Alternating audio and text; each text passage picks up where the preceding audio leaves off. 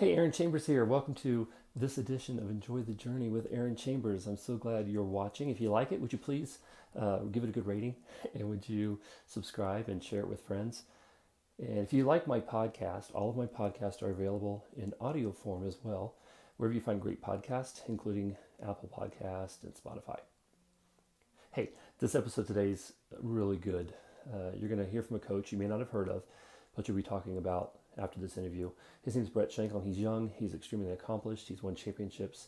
And we're here today to talk about a championship mindset and building a championship culture on your team. So if you lead a team, you're on a team, this is the podcast for you. So I hope you enjoy this podcast and hope that you enjoy the journey.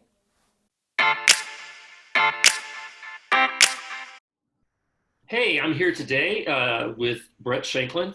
Brett and I have known each other for a long time. I think probably 7 or 8 years. We've been coaching together for about 6 years at Frontier Academy here in Greeley, Colorado. I asked Brett to be on my podcast because he is one of the best strategic thinkers I know. And he's also one of the best coaches I've ever been associated with. And he's very humble. He is the kind of guy, he doesn't keep trophies around for himself. He likes to just focus on the job at hand. But I am going to brag on him a little bit. Brett, hey, thanks for being here, man. Yeah, thanks for having me. This is fun, exciting, humbling to say the least. All right, man. Well, I appreciate it. I'm humbled, dude, to have you on my podcast. Hey, let me just go through a few things here.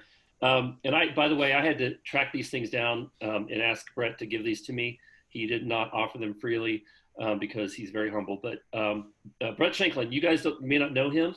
But you will after this, after our conversation. He was 2020 Colorado High School Coaches Association Extra Mile Award recipient, 2019 United States Track and Field Cross Country Association Colorado Boys Cross Country of the Year. In 2016, he was NFHS Sectional Girls Cross Country Coach of the Year. What is that? National Federations of High Schools. 2016 National Federation of High Schools Girls Cross Country Coach of the Year. He was in 2015, won the Colorado High School Coaches Association Eric Wolf Award. In 2013, 3A Colorado High School Coaches Association Boys Cross Country Coach of the Year, 7-time Patriot League Coach of the Year. He's president of the Colorado High School Coaches Association Cross Country and Track and Field group. He is in 2014-2016 Colorado High School Coaches Association All-State Games Cross Country Coach. And check this out. In 2012, he helped, these are all Colorado High School Athletic Association. 2012, 3A Girls State Cross Country Runners-Up. 2013, Boys State Cross Country Champions. 2014, 3A Boys State Cross Country Runners-Up. 2015, 3A Boys State Cross Country Runners-Up. And he's won 7 regional girls cross country championship in 10 years. 8 regional boys cross country championships in 10 years.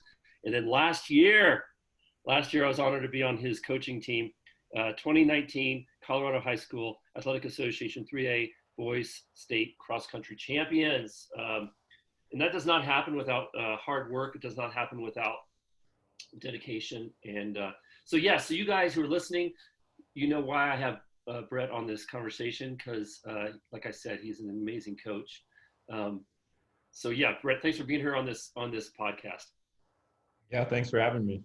Reading the list of your accomplishments, 7-time Patriot League Coach of the Year, and it dawned on me as I was looking at the calendar that before the coronavirus hit, we were supposed to be at the Patriot League Championships tomorrow as we record this. And I am the head track coach, and Brett is also the athletic director at the school. And one of our goals this year was to win the Patriot League on both the men's and women's side. I feel like we had a good shot, but disappointment. So Brett, this has been you came off the high of winning a state championship at the end of October, and then our entire sports program is canceled with everything else. How are you dealing with disappointment as a head coach? Yeah, I think you go through a stage of emotions. When we first found out in March that our state association was going to set a moratorium on the spring season,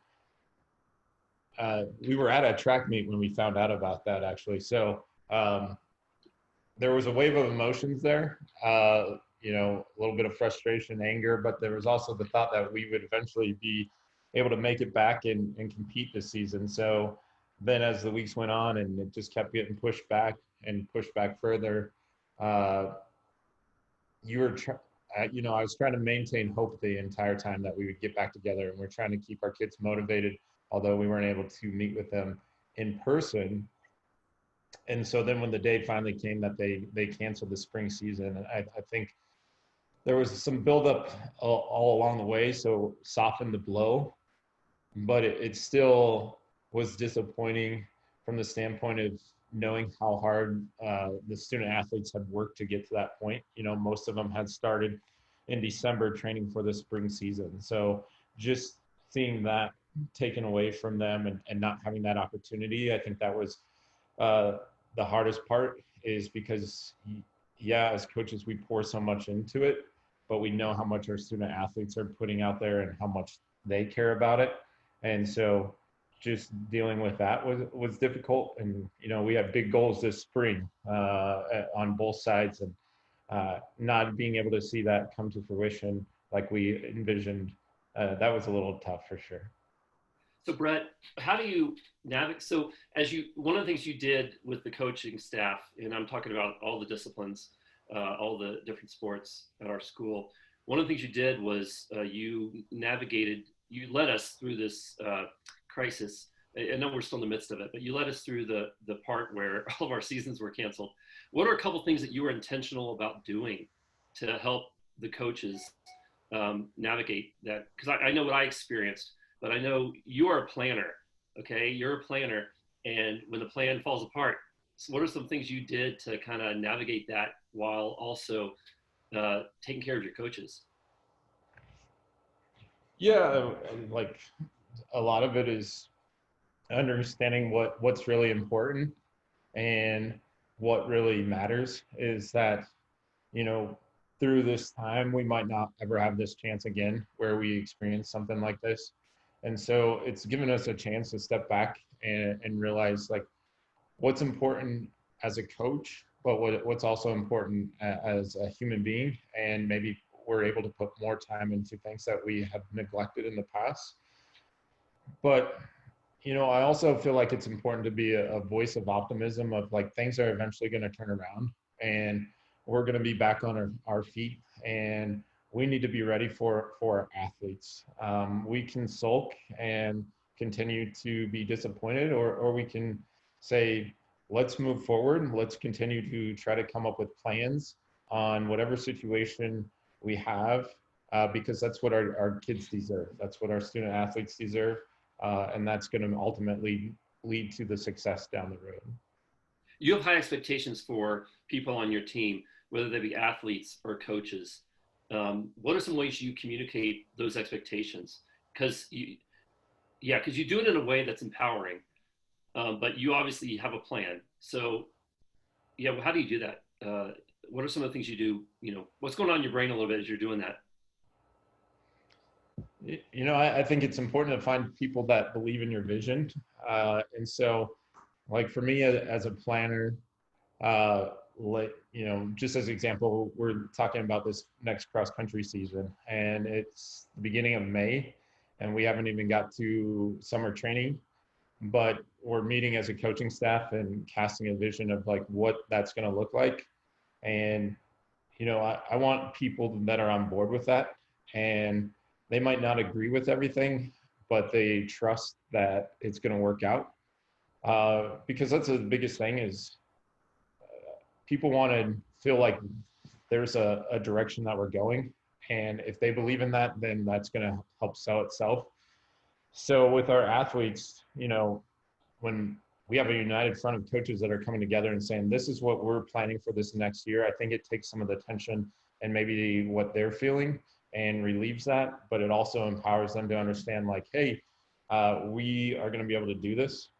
And then just creating a culture in a way that like year after year, it doesn't matter who leaves the program, whether it's an assistant coach or we have a big senior class, or, you know, maybe somebody decides not to come out that year, that we're going to maintain and keep that level of success. And it doesn't matter who is there for that. So Brett, I know the coaches on your coaching staff, and very strong personalities. A lot of them are very strong leaders, and some of them are older than you. I mean, a lot older than you. How as a leader do you navigate leading people who have really strong personalities, really strong wills, and how have you been effective at doing that? Because you have been effective in my experience. You know, I'll be honest. At first, I don't feel like I did do that, but it's learning to trust the people that you work with and realize that each one of them has strengths that I don't have. Whether, you know, some people are really good at one-on-one communication, or somebody might be the motivator and be able to be the storyteller in the group, or, you know, somebody might be the person that they go to when something's happened at home and they just need somebody to listen. But empowering and trusting them, like if I'm not doing a workout with a certain group, knowing that whoever is with that group at the time has total control over, you know, if you need to pull an athlete because they're having an off day, or you need to adjust the workout, that's okay. And knowing that if by doing that, you're allowing for a more cohesive group all the way around. Okay, let me lean into that a little bit, because you hit on something I think is really important for people to hear. In our audience, we have leaders, we have pastors, we have men and women who are building teams. Okay, and we're going to talk about a little bit more about the success you've had as a coach in a specific area of cross country. But let me just play a little game with you here as far as like building a team. So if you had to build a coaching staff for cross country from scratch tomorrow, what are the seats you'd fill? Like, what would you be looking for? Like, just kind of build a team. And we'll try to, since I know you and I'm on your coaching team, your coaching staff for cross country, I'm not getting my feelings hurt if you don't put me in the mix. But I do what I like, because I know there's a lot of men and women out there who have to build teams on a regular basis and they want to hire well.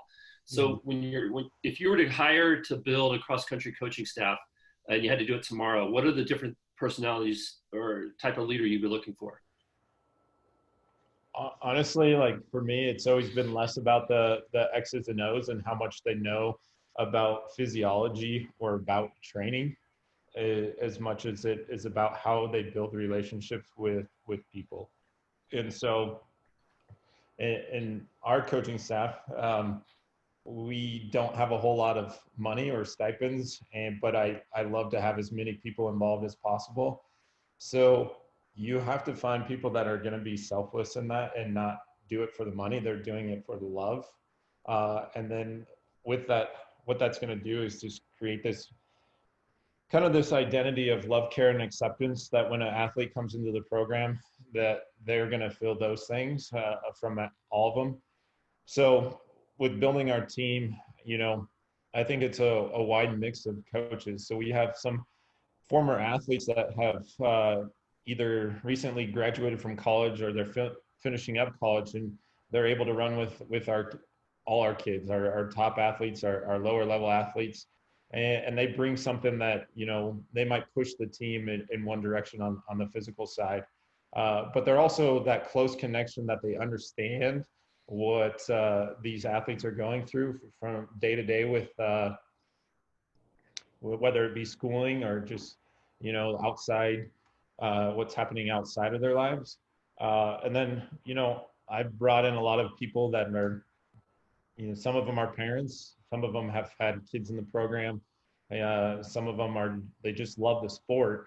And I think that makes a profound impact, because our athletes feed off that. They see that those people care, but they also have perspective that I don't have. I'm not a father. I currently don't have any kids. And so having that perspective and wisdom is very valuable. And that puts me sometimes in my own lane of understanding like what these kids are going through on a day-to-day basis. And we're all trying to work off of it from each other. And so I love the variety. I love people being able to bring their own perspective to the team. But at the end of the day, like, you can teach coaches to be pretty good at like giving running knowledge. You can't necessarily train people to be good at relationships. Like, they either have that or they don't. And I want people that are invested in that piece of it and are invested in creating the entire athlete, not just a great runner. Yeah, I'll just a little insight. Brett I know exactly what he's talking about. When he hired me, 6 or 7 years ago, and then asked me, after he hired me to be an assistant track coach for distance, and I don't know why in the world he hired me. And then he asked me to be on the cross country team. And I looked at him at the very first cross country meet at some point and said, "This is the very first cross country meet I've ever been to in my entire life. I didn't run cross country. I ran track." But he, in hindsight, I realize now he picked me he had me do the coaching stuff for some of the reasons that he just mentioned. Hey, man, you've had so much success, and you were young. You've had so much success from such a young age. What are some of the keys to having success? Because there are leaders listening to this podcast who are young, and I mean, I read through your list of accolades that, like I said, I had to basically beg you to give me. So you had a lot of success at a young age. What do you attribute that success to? And then looking for some of the leaders who are listening, what are some of the keys to success? Yeah, for me, like, with starting our program, there was not a single kid that was on our first ever cross country team that had ever ran cross country, nor were they distance runners. But for me, it's dreaming big. Looking back on it, it's been over 10 years now, is just like knowing that it's going to take time, and knowing that, I have the power and the control of, like, early on, of what do I want this to be? What do I want it to be remembered for?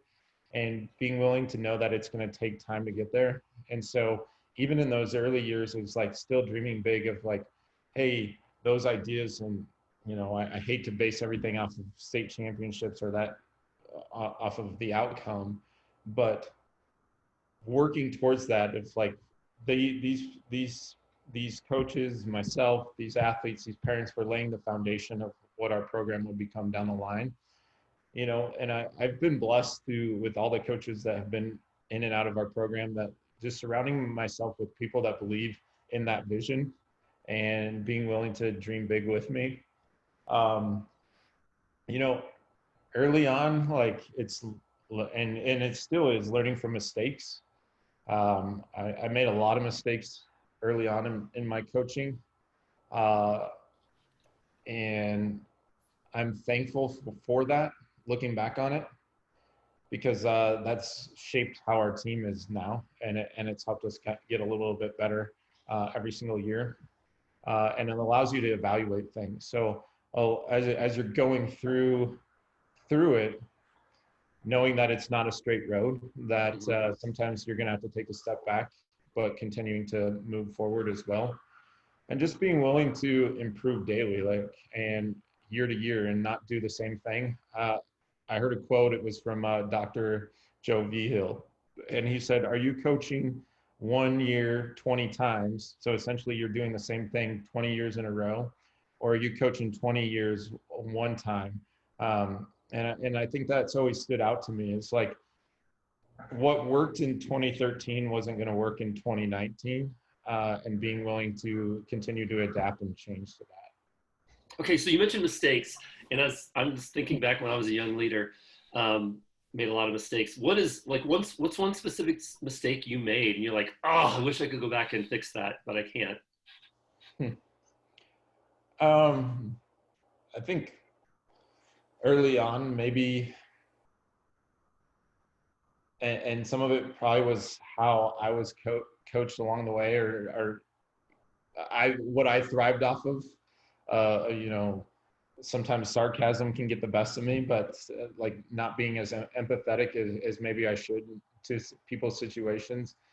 And I think that's a tough pill to swallow, is like when you think about it and how that might have changed the relationship with an athlete or a coach.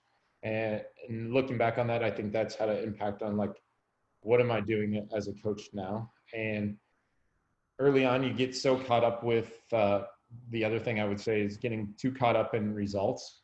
Mm-hmm. Because you're as a young coach, you're young and naive, and you're like you can easily get caught up in the results of things, and it's like it's so much more than that. And so learning from that over the years has definitely been good for me. Okay, so results. One of the things that is so unique about the program, and if you're listening to this podcast, let me just give you just a little perspective.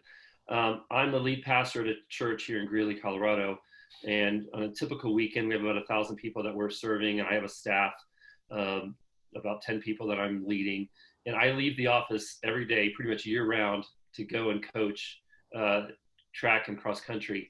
And I'm very selective with what I do with my time. And one of the reasons I love what I'm doing is the culture that has been created at the Frontier Academy, where Brett is the athletic director. And I remember when I first became an I was an assistant distance coach for the track team. And I remember my son, Levi, saying, "Dad, you joined the cult." And I was like, "What are you talking about?" He's like, "Coach Shanklin, he leads a cult." And now that I'm a part of the program, I understand exactly what that means. It's not a cult, it's culture. But man, Brett, you are gifted at building a great culture. You built a winning culture. Like, talk to some of the leaders a little bit about what does it take to build a winning culture? Because the reason I said what I said was the reason I am invested so highly in Frontier Academy as a coach is because it's great use of my time, and I love the culture. I love the culture. And so talk to us a little bit. How do you build that winning culture, Brett? Well, first and foremost, I think you have to understand that like culture is the foundation to anything that you do. And I heard the quote like culture eats strategy for breakfast, and I think that's absolutely the case. Is sometimes people get so caught up in strategy, whether it's in coaching or whether it's in business or in churches or whatever, is like, but if you don't have a culture in place, then it really makes it difficult to get to where you want to go. And so that's always been the foundation of what we did, is that I think it's important that we create this belonging, that people want to be there. And your son jokes about like, oh, you joined the cult, but that's the thing, is like at the end of the day, more often than not, those people want to be there.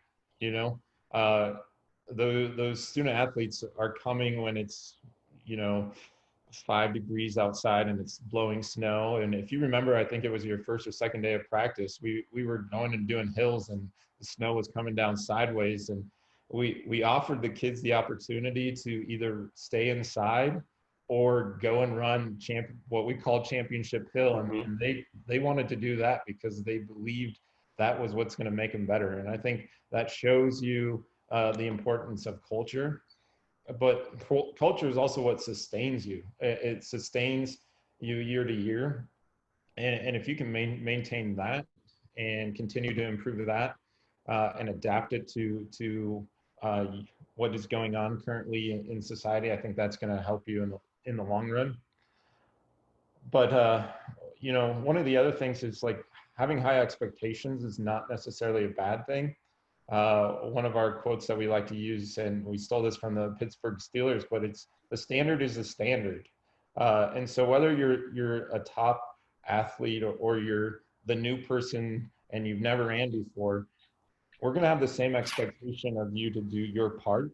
And that doesn't mean that you probably aren't training at the same level as the top athlete, but we expect you to do whatever you are assigned and live by that standard, because everybody else around you is seeing that. And so as coaches, we have to live that out too. And so we have to continue to live out the standard of what we want to be, as coaches. So having expectations. and just, creating buy-in and understanding that it's more than just a cross-country team. We call it a cult, and that term sounds derogatory, but I think it also, if you read the definition of a cult, like it talks about, it's about belonging and people feeling belonging to something. And so I think that's ultimately what we've done, is we've created belonging. Okay, so the standard is the standard. I've heard that 1,000 times out of your mouth. What are some of the lengths you will go to protect the standard? So you have leaders listening who may have team members. They have an idea of what they want to accomplish in the organization, church, whatever, and for whatever reason it's not being accomplished. And so what would you say to them about what lengths are you willing to go to protect the standard?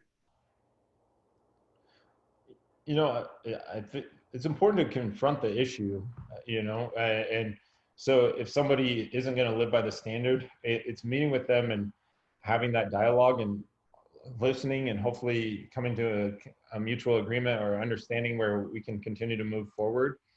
But sometimes it's them understanding, like, yeah, I can't live by the standard anymore, and their priorities have changed. And that's not always a bad thing.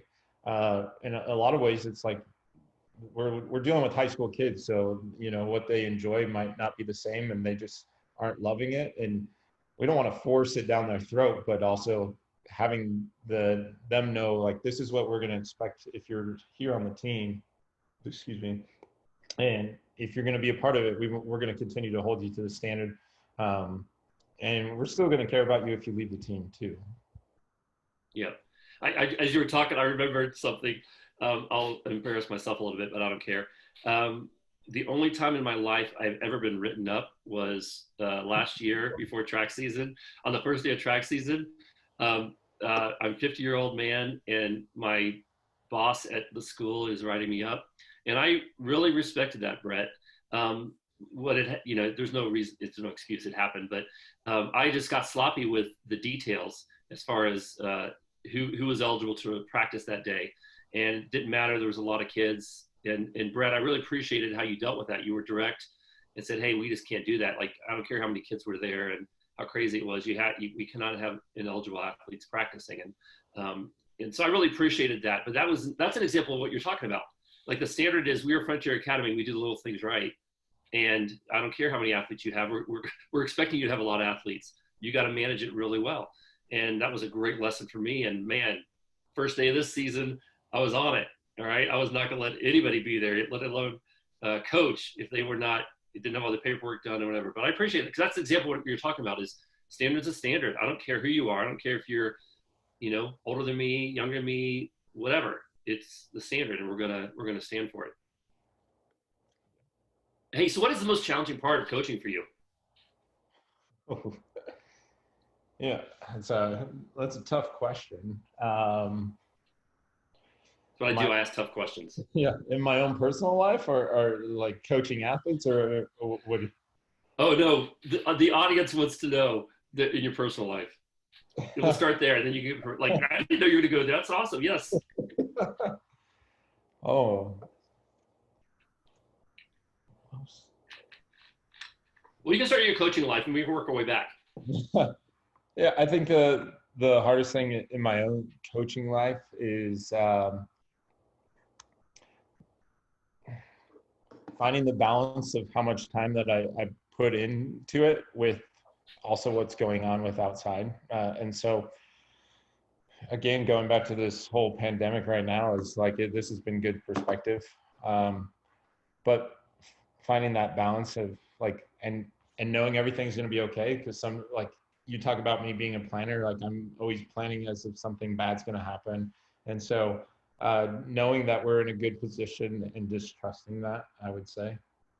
Listen, you raised an interesting point, because would you say you're an optimist by nature, or more pessimistic by nature? Can I say I'm a realist by nature? Okay. So being a realist, then, we've already addressed the fact that you've kept the coaches motivated. You kept the athletes motivated by being really optimistic. How do you do that? Like, how does a leader who's more of a realist, and that's great, everybody, every team needs a realist, but how does a realist generate optimism, especially in times like this when it's really difficult? I think understanding that the best is yet to come, but also knowing that people feed off my energy. So if I'm coming out and telling my athletes, oh yeah, we're not going to have a season, or, you know, everything's lost, and, you know, just give up what you're doing, that's going to have long-term effects, whether, you know, it's a week, a month thing. It's going to have bigger effects than just in the short term. And so for me, it's like, I need to be that beacon of hope throughout, of like, hey, continue to keep working, continue to motivate them, even if like the ship seems to be going the other way. Like, no, just keep motivating them to try to keep training and staying after it. No, you said something really fascinating. You said, the way you said it was understanding that the best is yet to come. You didn't say, how do I generate optimism? By believing the best is yet to come. You embrace the fact that you are more of a realist. So I love the fact you said, understanding that the best is yet to come. Like, it's, as leaders, if we can get to that spot of, you know, it's not fake. It's you're a realist and you understand life has cycles, and that things, you know, the cycle most likely is that things are going to get better. It's just interesting you said understanding. It's okay if you're a leader who's more cerebral or more of a realist, or a dreamer. Just I appreciate what you said. That it's understanding the best is yet to come. And you said people will feed off. If you're a young leader listening to this podcast, he just said a brilliant thing. He said, you know, people will feed off your energy, and they do. Leaders, they feed off our energy as leaders. So you're a driven person, man. I have no idea how many days in a row you ran, but how many days in a row did you run? You didn't miss a day. Yeah, end up being 2.5 years and 3 days. And I got pretty sick in January for a few days, and so that was the end of the running streak. Up until that point, it was running a minimum of 3 miles a day. And for me, it just evolved. It started off as something that was like, let's see if you can go a month. And then after a month, it became, can you go 100 days? And it just kept evolving from there. But what was important about that is it just shows what you're capable of when you're disciplined in stuff that you care about. And some people would maybe question, like, well, maybe that's not healthy. But for me, it was healthy. It was part of the best, you know, part of my day, because it allowed me, with everything else, all the other distractions going on, it allowed me to decompress. It allowed me to continue to feed my own like energy and what I value and what's important to me. You know, a lot of times that was running with other people, but there was plenty of times where it was just by myself, and it was just a chance for me to like think about the day or think about things that are going on, and just being thankful for what I've been given in that opportunity, because I don't know if I'll ever be able to run for that long again. But knowing that for me, it was a great thing. It showed what was possible when you put your mind to it and you plan for that. First, instead of making excuses, I was planning, this is what I'm going to do every day. Yeah, and for people who are watching or listening, I want them to understand, you don't live in Florida where it's pretty mild year round, or Southern California. You live in Colorado where we have a lot of snow. So to accomplish that task, living here in the days you had to run in really bad weather, that's amazing, man. It's so impressive. So what drives you? Just like in general speaking, I know what you talked about, what drives you for that, but generally speaking, what drives you to be successful? I think it's the will to always, for me, is like the will to always improve and get better, and know that I don't have it all figured out yet, and just continue to improve myself along the way. So one of the things you do to that end that I just thought about was we do a coaches summit and an athlete summit. Pretty much we do those twice a month at Frontier Academy. When did you get a heart for helping to create excellence in other people? Because I mean, what you do is you're busy enough. being an athletic director and running all the stuff you have to run. But on top of it, you go out of your way. Why do you go out of your way to do the athlete summit and the coaches summit? Just realizing, like, when I became athletic director, there was stuff that I felt like we were doing with our team that would add value to other teams and other coaches and other athletes and leaders. And for me, it's developing the inner athlete, and that's really driven me. Is, can we give them resources and skills that they can take later on in life, more than just like what they're learning on the court or on the field or on the course? Like, are we giving them stuff that's going to make them better athlete or better students in college? Are we giving them stuff that's going to make them a harder worker in society? Are we going to give them things that are going to make them better people and better husbands and wives? And hopefully we're training that as they go through Athlete Summit. So one of the things you mentioned at our Athlete Summit and when you're coaching, you say the process is the goal. Would you talk about that a little bit? What that means? Yeah. So the process is the goal is something that I absolutely, in today's society, I think we get caught up in the outcome. And some people believe the outcome is the goal. Like the end all be all is all that matters. And I think that's the furthest thing from the truth. And this probably ties into our culture, is that everything along the way determined the outcome. It was the process that led us there. So it was the weeks, the months of training or being together as a team that led to the outcome. The process is what people are actually going to remember at the end of the day. Like, when they reflect on 20 years from now, they're not really going to remember the outcome. They're going to remember the process that got them there. And I think the process is what teaches people the ability to continue on. Like, it teaches them, through every setback, they got stronger from that. And so I absolutely, like, when I relate it to cross country, as athletes, we get stuck on the fixation of time. And that's very outcome oriented, or we get fixated on place, and that's very outcome oriented. And so as an athlete, if that's all you care about, and you're running on a cross country course, you're easily going to be disappointed because not every course is the same. And so for an athlete to get caught up in that is that there's going to be this constant amount of disappointment. So if we can eliminate that as a virus, the fixation of time or the fixation of place, and focus more on the process, what tends to happen is they're going to get even better than what they were before, because they're not caught up on that. They're going to continue to see that improvement of, like, this is what absolutely led me to where I am today. So with that process is the goal in mind, and you have an athlete, because I'm thinking about the young leader or the leaders who have team members who have bad days, or things don't go the way they planned for a program they created or whatever. So when you have an athlete, maybe a top athlete who has a bad race, with the process is the goal in mind, how would you address them? What are some things you would pour into them at that moment?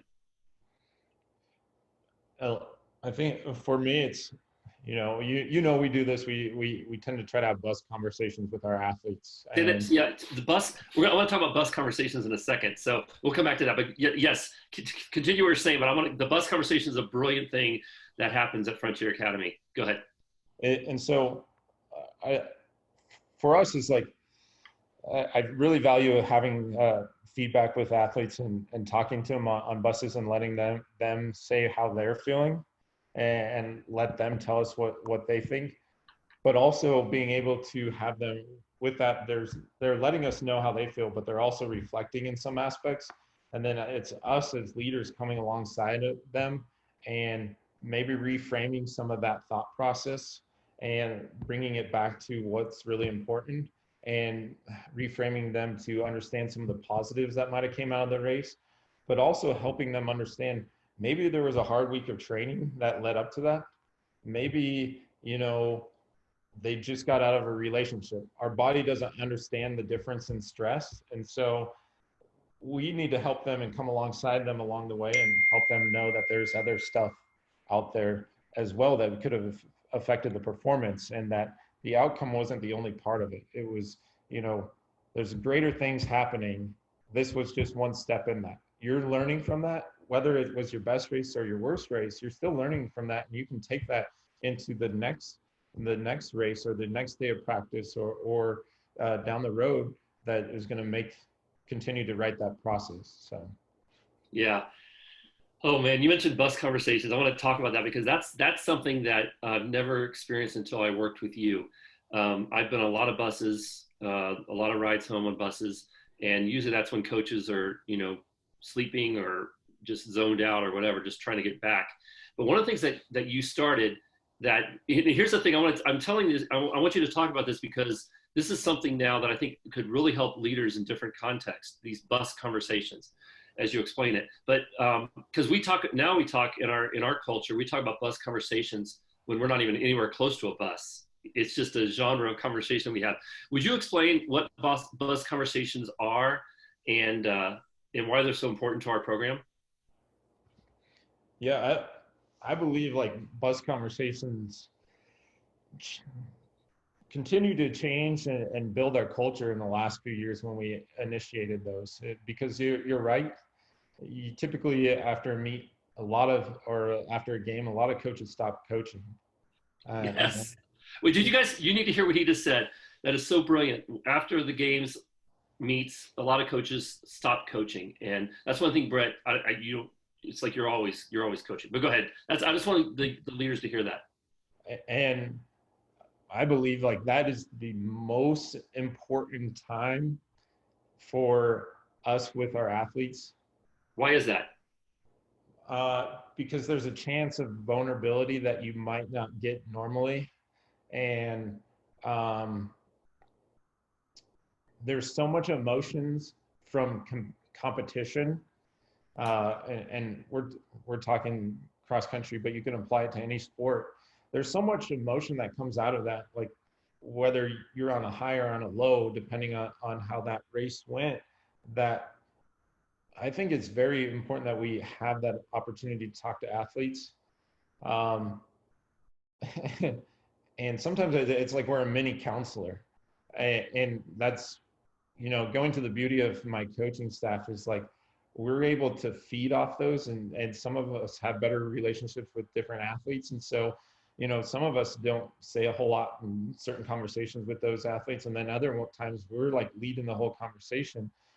But through those, I think you find out about stuff that's going on that is bigger than just running, and that we're not just running coaches, and they just needed somebody to talk to, and they haven't had that opportunity yet. And so I think that's important.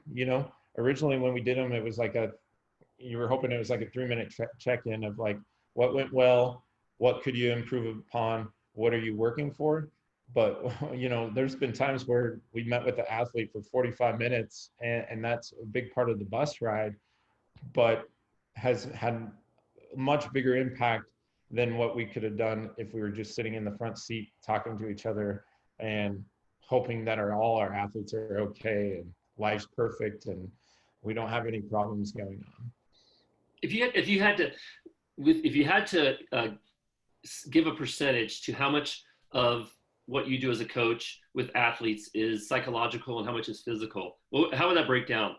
Oh, yeah, that's evolution of coaching, is because you learn the training, and what you know about training is less important than what you can do to empower kids and help the psychological side and motivate. Each kid is motivated in a different way. Man, at this point, I could probably argue that it's 70% psychological, 30% the actual physical side of things. um, especially like us as a society, we're pulled in so many different ways, like the amount of technology and the amount of information that's at our fingertips on our phones is like we're easily distracted. And so if we can bring them back to have them just focus on themselves and continue to improve themselves, is going to have huge impact. You look at some kids who come in and they just totally lack confidence as a freshman, and then by their senior year, you've built something with them that they are able to share what's on their sleeve and share their emotions, but also be confident in themselves and their ability. I think it's huge. So when you're looking at young athletes, to that point, when you're looking at young athletes, what are some of the things that trigger in you, this person has potential? um,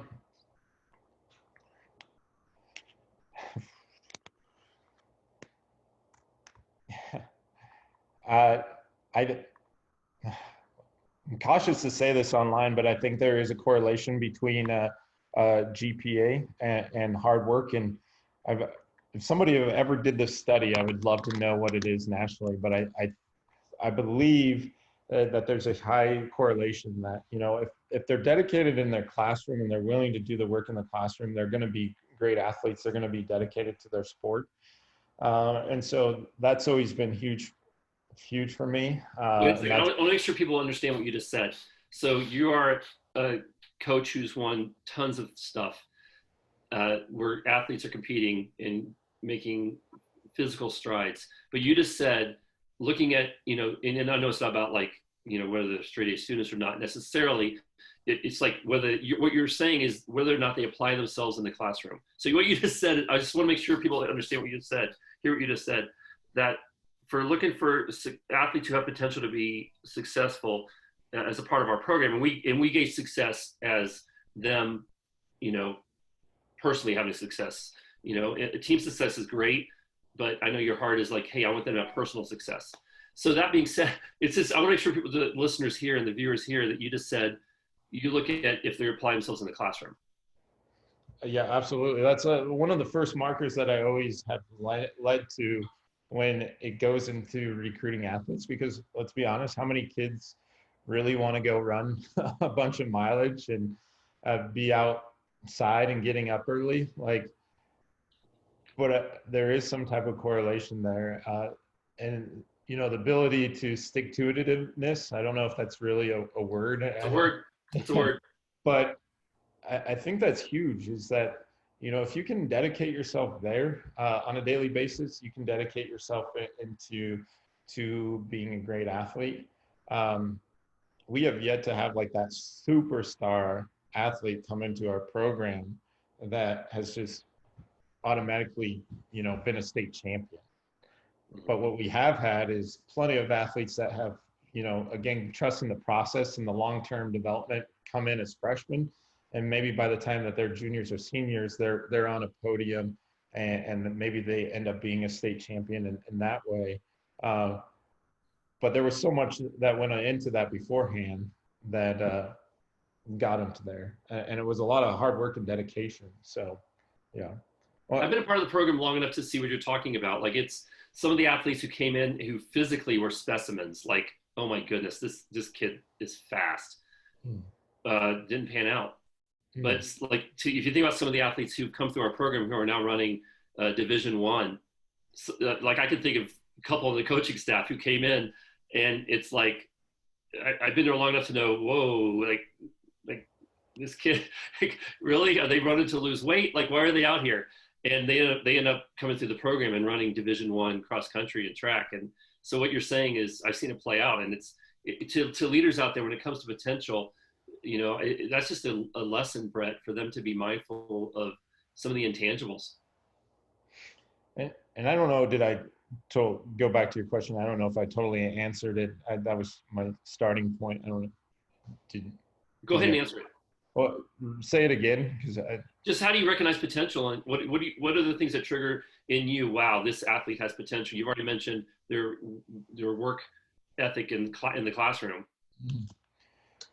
Yeah, early on that translates into them coming to practice, just being there in the summer and showing up on a daily basis is like, eventually that's going to pay off. Eventually it's going to make it for them. Sometimes it's just, again, reading your athletes on what they might be missing. So it might just be the belief piece, is that they've never had somebody tell them that they're good, or they're going to be a great athlete, or that somebody sees something in them. They just need somebody to come alongside them and guide them in that. Yeah. Okay, so you've won 2 state championships, and like I said, I was honored to be a part of the coaching staff for last year's state championship. Man, what are some of the keys to accomplishing that? Because I remember my son was on the team, and I remember talking to Silas, and this at one moment saying, "Son, not everybody wins a state champion, like state championship. Like I know you're part of Frontier Academy, so you expect excellence every year.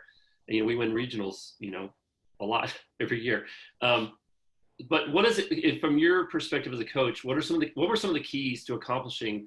And I know there are 2 different seasons, and probably not fair to kind of meld them together. But what are some of the keys to accomplishing that, like something that as significant as a state championship? In both scenarios, when I look back on it, it was, yes, it was trusting the coaches that you worked with, but more importantly, like trusting your athletes. And in some aspects, that's getting out of the way, but also giving them ownership. I'll talk about one meet in specifically last year. Well, all of this went into how we planned the season, but one of the things that we did in a meet last year is bringing those 9 boys in, and we had just come back from a travel meet and asking them each individually, do you want to race at this next meet? And we thought a lot of them were going to say the opposite of what they said.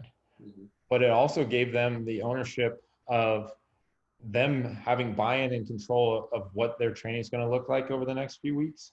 And I think that was huge for them, is like, they knew that we trusted whatever they decided, and that we weren't going to be mad one way or the other. So if you decided to run, that was okay. If you decided not to run, that was okay. But then later on in the season, we were stuck with a tough decision of who should run out the state. But we wanted our athletes so on board and confident into what they're doing that we gave them voice in that decision. And so I felt like when they went to the line on that Saturday, they knew that the best team was assembled to run on that day. And they trusted the people that were going to be running for them. And it just created this brotherhood that, hey, this is going to be, we can't lose. Like, we're with the best team that we could assemble. Another part is that I've learned more and more, and just continuing to dive deeper in is again, training the inner athlete. We did something that we called this year, we call it Personal Growth Weekly, and just breaking down those walls, and coaches becoming vulnerable in more ways than they maybe have in the past, and athletes becoming more vulnerable, but it got them out of their comfort zone. That again goes a long way to creating like trust within a team. And when a coach or a leader can show vulnerability and recognize maybe their own mistakes, but also, too much, I think we try to hide away from being emotional. And now people will probably say that I'm emotional all the time, but I think it's through that vulnerability that we show growth, and be willing that through that growth that builds trust too. So I think that was huge for us. So trusting your athletes, training the inner athlete. The last thing and it's probably the least important, is the plan. Of how are we going to get there? What's the process going to be to get there? But and trusting whatever you lay out, being all into that, and knowing that it might work, it might not work, and we'll adapt as we go through it. Okay, so I want to come back to that the process part because I have a specific question about that. But being on the inside, last year around this time or sometime early summer, you blew up the plan you had been working, which had been highly successful for, and we're not going to give away all of our secrets, but you blew up the plan. And how did you know that was the right thing to do to come into the 2019 season with a totally new plan? Like basically, I mean, not totally new, but basically a totally new approach, like in some key areas. As a leader, how did you know that that was the right thing to do? Realizing that we were getting comfortable, and being comfortable was only getting us so far. And maybe being less intentional. And so bringing it back to being more intentional and getting out of our comfort zone. And so knowing that what was working was still successful to a certain extent, but yeah, 7, 8 regional boys championships, 7 regional girls championships. I just want to make sure. Yeah. But knowing that there's more out there, and that let's push ourselves to see if we can do better. And so just coming in and saying, hey, we're going to totally throw everything up against the wall, and it's all on the table, and we're going to start over and hope it works. And surprisingly, it started coming together more and more, and it just took on its own life as we went along with it. Yeah. But okay, so go ahead.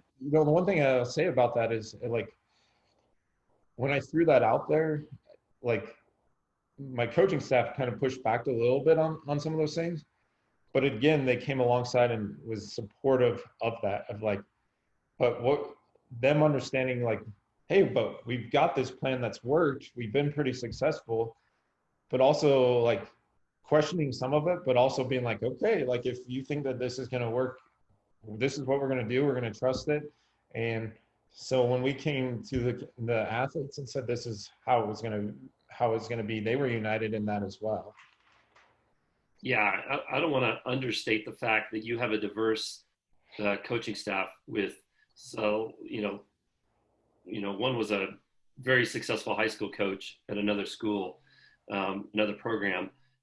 You have a very diverse and very experienced and very strong and opinionated coaching staff, and we bought into it because we trust you, and that speaks highly to who you are as a leader. But yeah, there was a moment when we all said, have you lost your mind? Like, what are you thinking? Like, we've been so successful, but hindsight, some of the changes that you suggested are obviously the keys to winning a state championship. Trust the process. That's a phrase that you have taught me, trusting the process. And it's actually, to whoever's watching and listening, it's actually the name of a book that Coach Shanklin and I are writing together. We started that process. And by the way, I wrote a note here. We're going to add bus conversations. Bus conversations needs to be a section in the book because it's not as of now. So the title of the book that you and I are writing together is called Trust the Process. And that's what we say to the athletes so many times. Like, so talk a little bit about your process for, like, for example, just like building a training plan. Don't give too many of our secrets away, but you can be general. Oh, I don't think anything's a secret.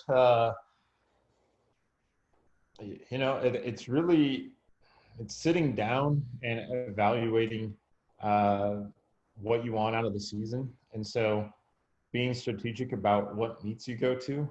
And that was giving up, there's a very prestigious cross-country meet that, almost all the schools go to, and it's fast and it's pretty flat, and, it has a net downhill, and giving that away and knowing that there is something bigger out there. And so what is the end goal? Like, what are we working towards, and what's it going to take to get there?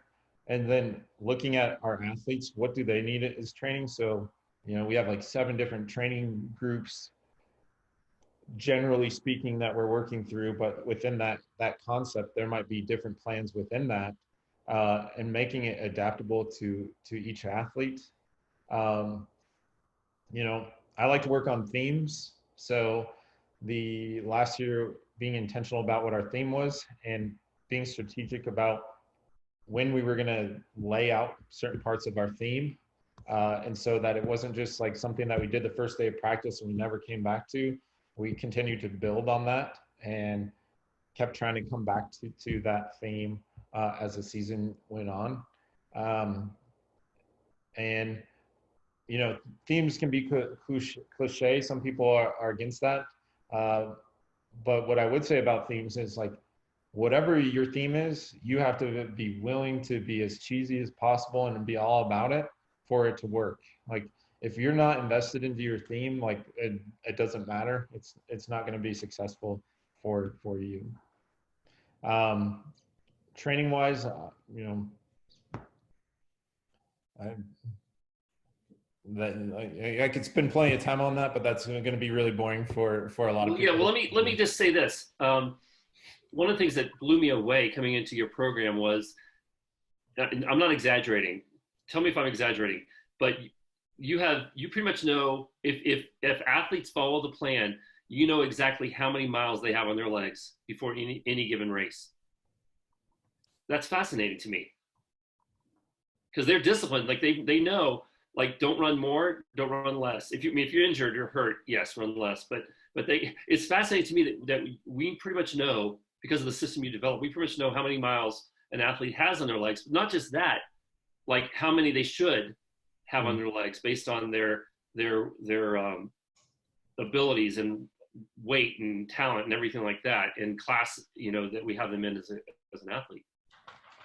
Yeah. And also too, like the whole, one other thing I'll throw into the mix, like like health wise, like what their iron level should be at any given point. Like where does that come from in you? It's just I think it's knowledge over time. What I've learned from other coaches being at clinics or what I've read online or what I've watched or listened to. Every coach should have some type of philosophy of what their training is going to be made up of, what the foundation of their training is, and being willing to adapt that and change that over time, but also understanding like what is best for your athletes. Yeah, I was talking to some athletes from another program, another part of the country, one time, and asked them. I found out they were cross country athletes, and I said, "Hey, so what do you guys do for training?" And their answer was, "Well, our coach will drive to the park in town. He'll put a cooler full of bottled water, and then we just run around the park and run around town and come back and get water." And I thought, they're basically being coached by a cooler. So in your organization, you can be the kind of organization that sets a cooler in the park and says, "Go run and come back and get water when you need it," or you can win a state championship by expecting your athletes to run a certain amount of mileage and to be disciplined enough not to run more than that. And I think it's a fascinating aspect of your program, is that part of the process. Now, how do you get athletes to buy into that, Coach?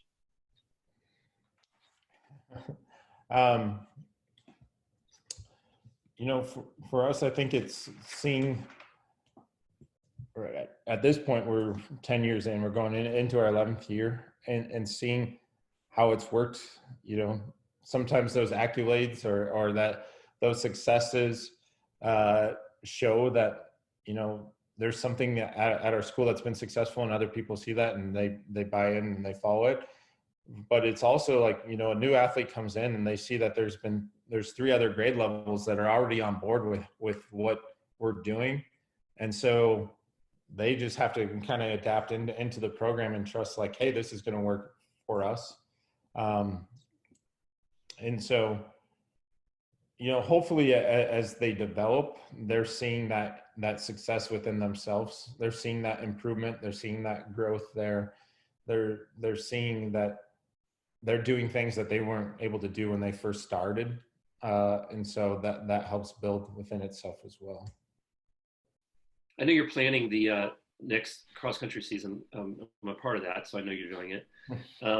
we have leaders who are listening, who are trying to figure out how their church, how their organization is going to navigate the future when so many things are unknown.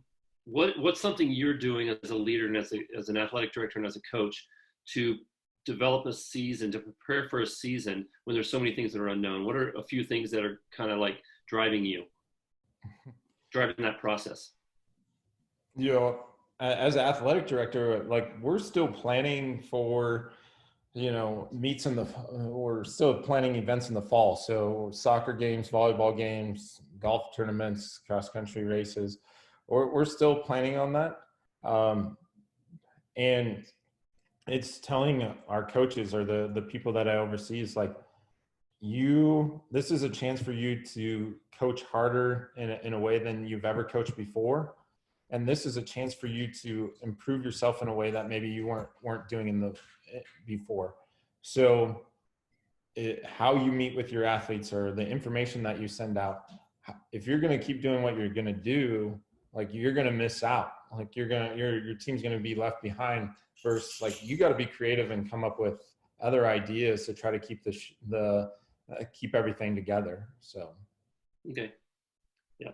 And that's so practical. Just the adjustments that you're making and that we need to make as leaders. Well, there are things that are unknown, but the idea of coaching harder than you ever have before, because some leaders may be looking at this time as a time when they let their foot off the gas. Mm-hmm. What you're saying is the exact opposite. No, this is the time to get even better at what you do. Yeah, definitely. And that goes to that thought about being realist, is like understanding the situation, but not wavering to becoming a pessimist where you're like, oh, well, we can't have this event this weekend, or we had a goal of in July, we were going to have this big celebration and now we can't do that. And like, why me? It's like, well, let's keep moving forward and let's adapt it as things go. And like, let's continue to be optimistic and keep working, and we'll adjust as that happens.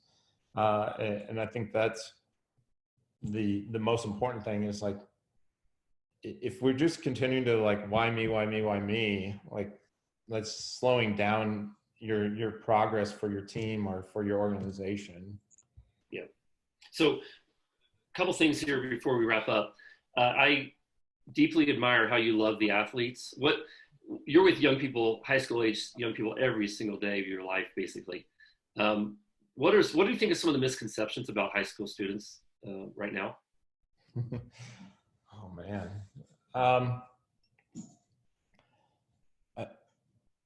I think there's a lot out there. One is their willingness to do hard work. I think we as adults tend to like to say, oh, well, they don't work as hard as us, or they make excuses, or, they need us to give everything to them. And I don't think that's really the case. I think they still value working hard, and they have a willingness to do it. They just sometimes need somebody to push them a little bit. I really believe like people thrive on structure. They thrive when they're a part of something, where they're part of a team, or they're part of an organization, or there's a culture there that it has structure, and like they see that the leader of that group is like, hey, still like pushing everything forward. And so a little bit of structure, I think, goes a long way. And the last piece with misconception is like, I think student athletes and young adults, they still need people to talk to. Like if you think about when we were growing up, like we didn't have a cell phone, like we had face-to-face conversations. Like, we were lucky if our parents would let us talk on the phone, and hopefully not charge a big phone bill, but like there's so much that can take them away from conversation, is that they still need that, and they actually really want that. But sometimes it's them, they just don't understand how to do that anymore. They don't know how to talk to adults because they haven't had to do it. They can send an email, they can text them. And so bringing them back to like, this is how you communicate. You're going to have to do it in real life. So. All right. Hey, before we wrap up, the title of this video podcast and audio podcast is Enjoy the Journey. So I want to ask you, like, what's one thing that brings joy to your journey? You know, on a personal level, I really do enjoy running. And part of that is, I think you know this, but I always like to tell our athletes and tell people to practice gratitude. And I think that brings joy to my journey. It's like, we do live in Colorado, and I personally don't like the cold, but we live in a beautiful place. Like, you know, I was driving home last night, and there was just this bright orange, vibrant moon that just radiated, and it was like, man, life's okay, and just being thankful and showing gratitude for that. And so that's been huge for me. Like, and being on a run for me, like, and practicing that is freeing, and, you know, puts me back in my place. And so, you know, with whatever else is going on, like, I can practice gratitude, and that brings joy to my journey. Last night, he's not joking. Last night, he texted the entire coaching staff. He said, "Guys, go out right now, look at the moon." So me and the family went out, looked at the moon, and it was incredible. Hey, we are representing. Twinning is winning. We are representing our school. Hey, Brett, thank you so much for making time to talk. This was a rich conversation. I cannot wait for people to hear it.